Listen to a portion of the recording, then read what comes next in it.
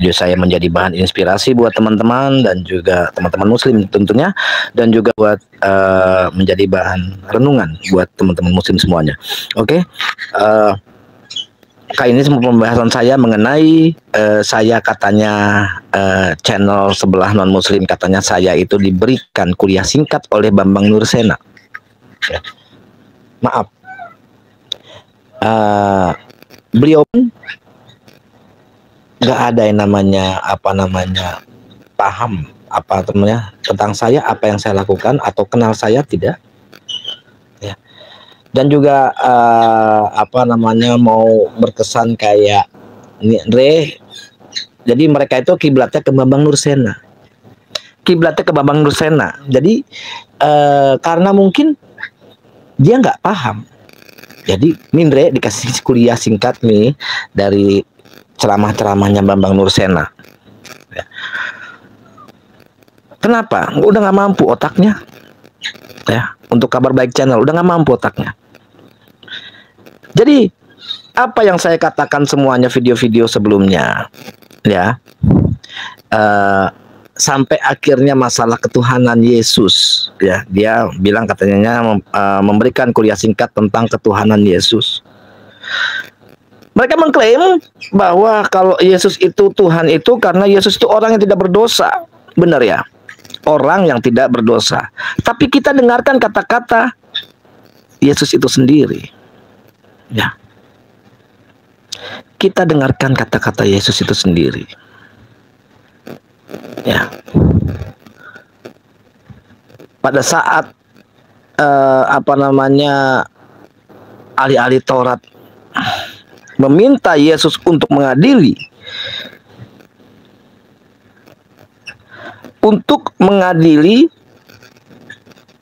perempuan zina.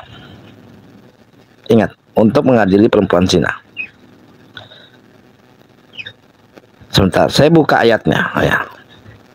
Biar biar semuanya paham dan biar semuanya tahu dan biar semuanya ngerti apa yang dikatakan sama Yesus itu sendiri.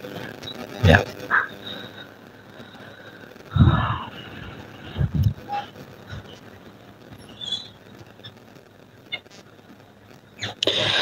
Di sini mengatakan ya bahwa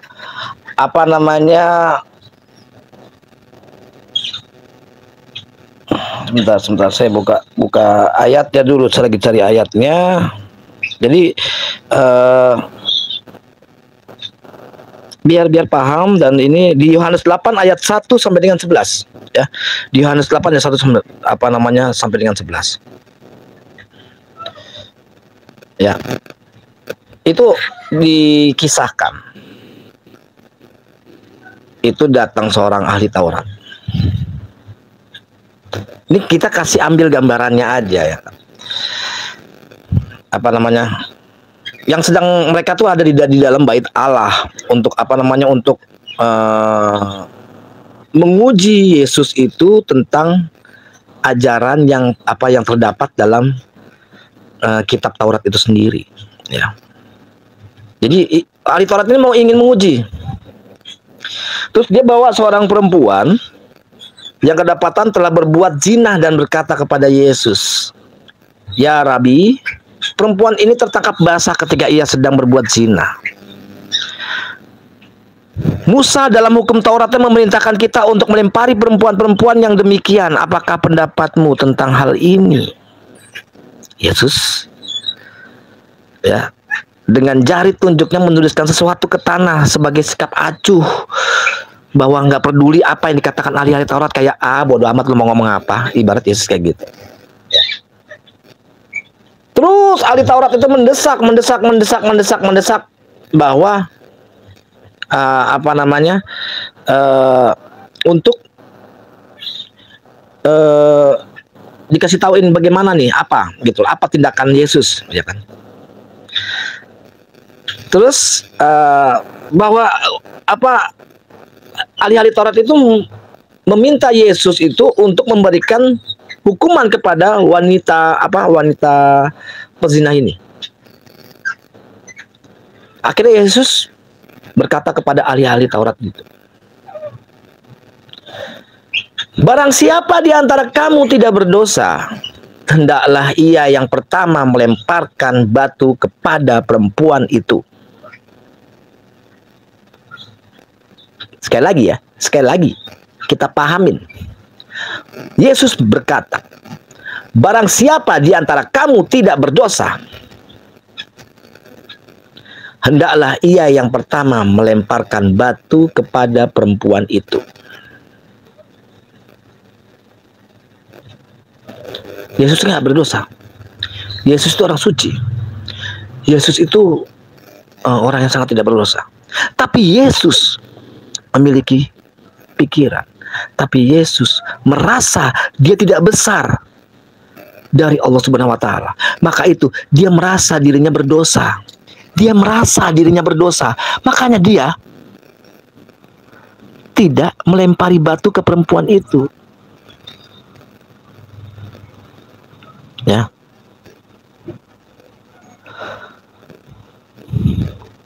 Terus ditungguin lama Yesus. Pada saat Yesus mengatakan kayak gitu, barang siapa di antara kamu tidak berdosa, hendaklah ia yang pertama melemparkan batu kepada perempuan itu.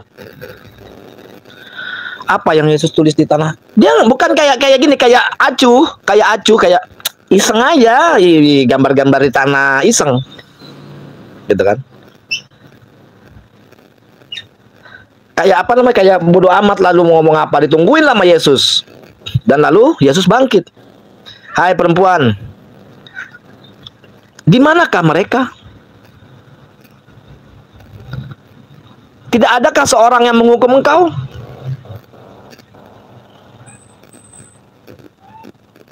Hah? Dan perempuan pezina itu menjawab, tidak ada Tuhan. Nggak taunya para ahli Taurat meninggalkan Yesus dan tidak seorang pun yang mereka menghukum di antara mereka menghukum perempuan itu. Dan Yesus kan berkata, aku pun tidak menghukum engkau, pergilah dan jangan berbuat dosa lagi mulai dari sekarang. Ternyata Yesus sendiri sama dengan ahli-ahli Taurat itu, tak mau menghukum perempuan pezina itu. Padahal sebelumnya Yesus menyatakan, bagi siapa yang tidak berdosa, hendaklah ia melempar batu perempuan itu. Kenapa Yesus nggak mau melempari perempuan itu? Kasihan. Kalau dia kasihan, namanya dia melanggar hukum Musa, hukum Taurat. Ya, nggak taat sama hukum Taurat. Atau karena merasa Yesus itu ada dosa. Yesus itu adalah orang yang sangat konsisten, jujur dan taat kepada hukum Taurat. Ya, sangat konsisten, jujur dan taat kepada hukum Taurat. Maka nggak ada jawaban lain. Nggak ada jawaban lain. Yesus tidak menghukum perempuan itu, melainkan karena Yesus juga manusia. Seperti ahli-ahli Taurat yang tidak terlepas dari pernah melakukan dosa. Yesus orang yang sangat konsisten. Yesus orang yang sangat jujur. Logisnya, jika memang benar Yesus orang yang tidak mempunyai dosa, maka semestinya ia yang pertama melempari perempuan itu dengan batu seperti apa yang ia sampaikan kepada ahli-ahli Taurat.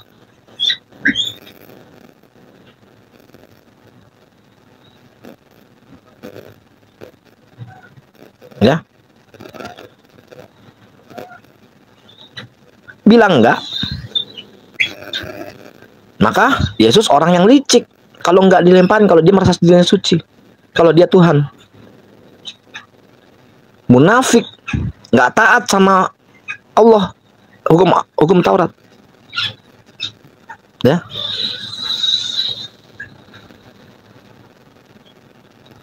Dari kisah-kisah itu, ya, nggak mungkin untuk menyatakan bahwa Yesus dalam doktrin kekristenan lahir sebagai korban penebusan, karena Yesus juga ternyata secara tidak langsung dalam Injil karangan Yohanes menyatakan dirinya juga manusia yang berdosa.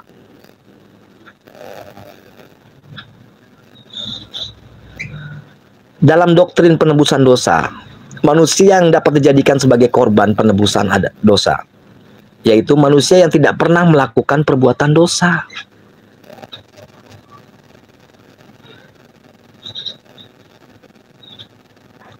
Kita kasih contoh. Jika Yesus adalah Tuhan, seharusnya dia mudah untuk mengusir roh jahat di dalam tubuh manusia. Kenapa Yesus mengusir roh jahat itu ke dalam babi-babi, ya, yang akhirnya babi-babi itu mati lemas, masuk ke jurang? Itu namanya Yesus tidak peduli dengan babi-babi itu, padahal Yesus yang menciptakannya. Salah apa babi-babi itu? Salah apa? Tinggal pergi. Kalau Yesus memang dirinya Tuhan, pergi. Dengan mudahnya Yesus mengusir roh jahat, ya, pergi. Bukan ke babi-babi itu, bukan. Salah.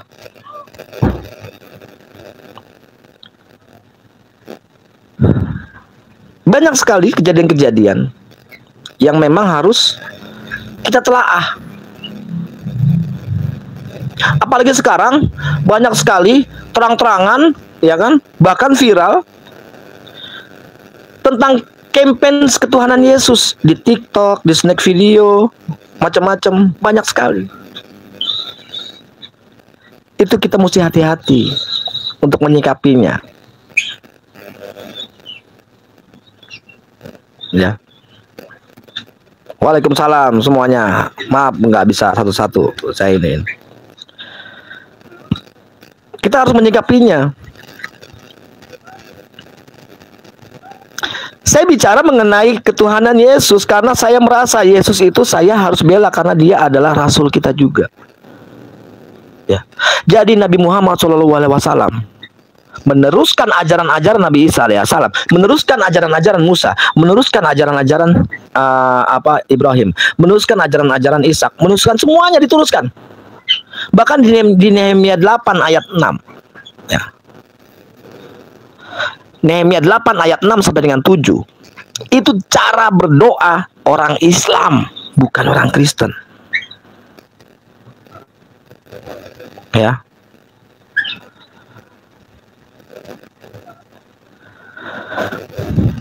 Ezra memuji Tuhan Allah yang Maha Besar dan semua orang menyebut dengan amin, amin.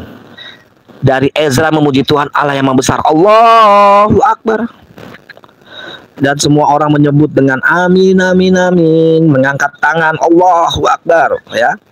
Kemudian mereka berlutut sujud menyembah kepada Tuhannya dengan muka sampai ke tanah. Siapa yang melakukan kalau bukan Islam?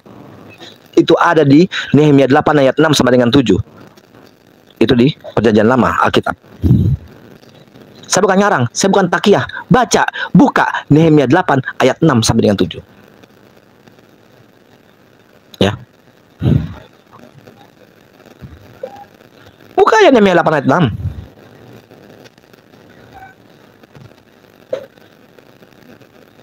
Ya.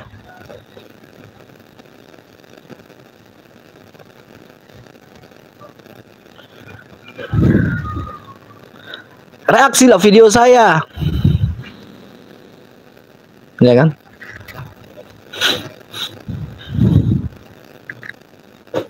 Terus kalau lu Kristen kenapa emang? Gua nggak ngomongin Kristen, persetan. Nah, gua ngomongin tentang gua. Ya, katanya dikasih kuliah singkat dengan Bambang Nursena. Itu apa namanya? Istilahnya junjungan lu.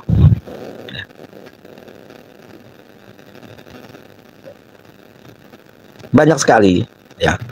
Mereka itu tidak jujur dalam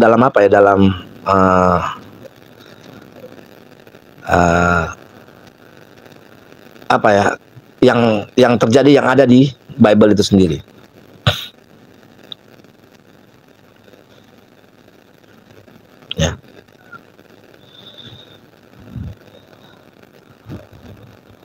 Dan dia selalu mengatakan, Andre,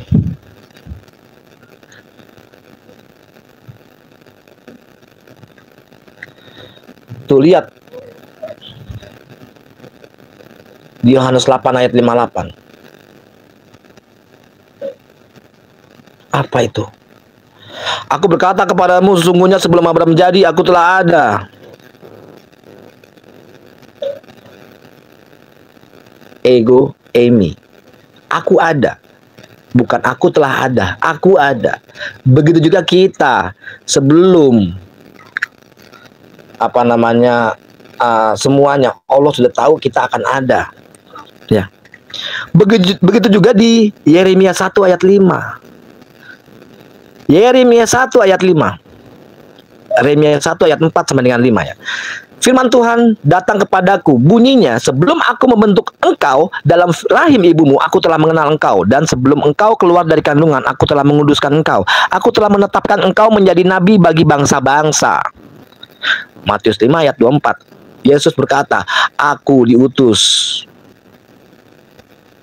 ya bagi domba-domba yang hilang, hanya untuk bangsa Israel.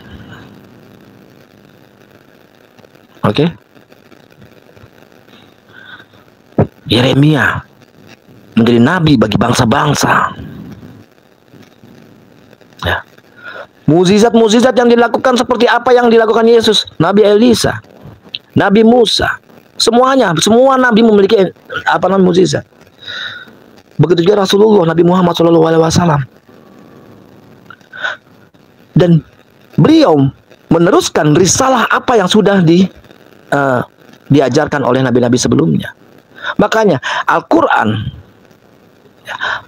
menyempurnakan atau melengkapi dari kitab Injil, Taurat, dan Zabur. Maka itu langsung dilengkapi oleh Al-Quran. Ya.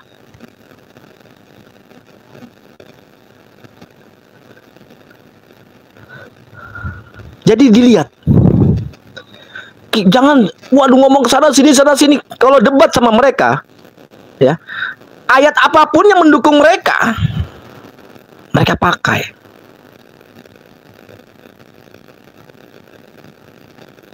Yang tidak mendukung nggak ngerti Andre maksudnya. Jadi pada saat misalkan Matius 15 ayat 24, enggak usah Matius 19 ayat 24 ya. Nehemia 8 ayat 6 sampai dengan 7. Katanya, ini saya pernah debat nih sama orang Kristen nih. Saya tanya dengan ini contohnya. Katanya gini. Itu adalah budaya Yahudi, Andre. Katanya mereka ya. Oh, budaya Yahudi ya. Oke. Kalau baptis budaya apa ya? Oh, enggak, itu memang Kristen. Oh. Jadi pada saat Yesus dibaptis sudah ada Kristen. Pada saat Yesus dibaptis oleh Yohanes Sang Pembaptis sudah ada Kristen.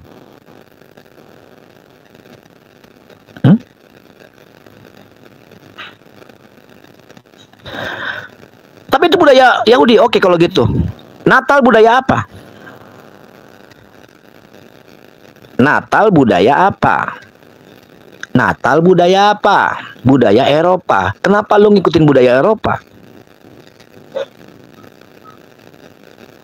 Kalau lu ngomongin masalah budaya, yang jelas yang ada di Bible, jalanin. Ini bukan masalah perihal budaya, tapi ini memang diajarkan oleh Allah Subhanahu wa taala. Ini diajarkan oleh Sang Pencipta, ini diajarkan oleh Sang Kholik, ini diajarkan oleh Ilahi. Apapun itu hanya Allah. Tidak ada ya nabi berubah jadi Tuhan.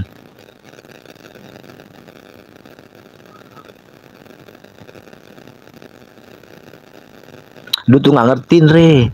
Lu tuh nggak paham sama garis-garis apa yang ada di dari panjangnya ya sampai di mana tuh ada yang namanya tentang ulangan berapa itu ya, 8 apa tentang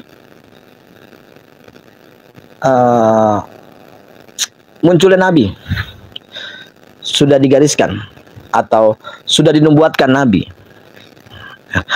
Ini kita bilang ini adalah dinubuatkan untuk Rasulullah. Oh bukan, itu Yesus. Akan datang seorang nabi. Aku akan berikan akan datang seorang nabi segala macam. Kalau gitu ya Yesus yang datang, betul. Betul, sangat betul, sangat betul.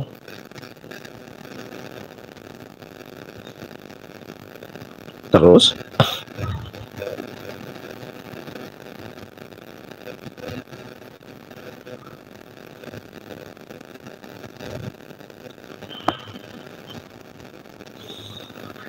kalau begitu, secara nggak langsung kalian sendiri yang mematahkan Yesus itu bukan Tuhan.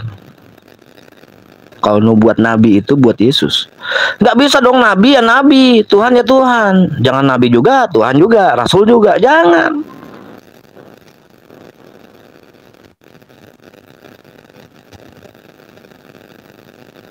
Ya, jangan dong, ayo dong, cerdaslah sedikit.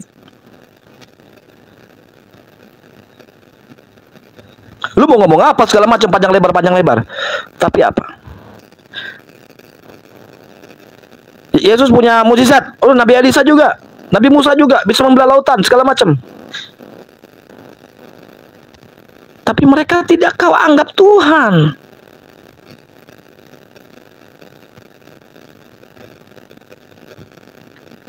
Bahkan Nabi Elisa mengutuk 42 anaknya. Ingin dimakan beruang apa itu waktu itu. Dan dikabulkan sama Allah. Begitu juga Yesus. Pada saat dia menyembuhkan orang sakit, menjadikan air menjadi anggur segala macam, semua apa yang dikatakan Allah berdoa dulu atas izin Allah. Yohanes 5 ayat 30. Aku tidak bisa berbuat apa-apa dari diriku sendiri.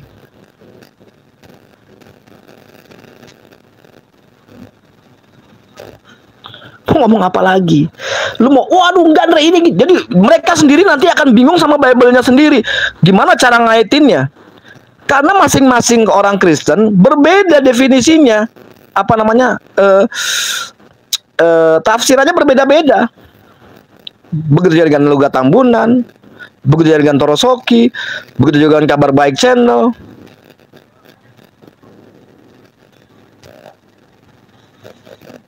Ya.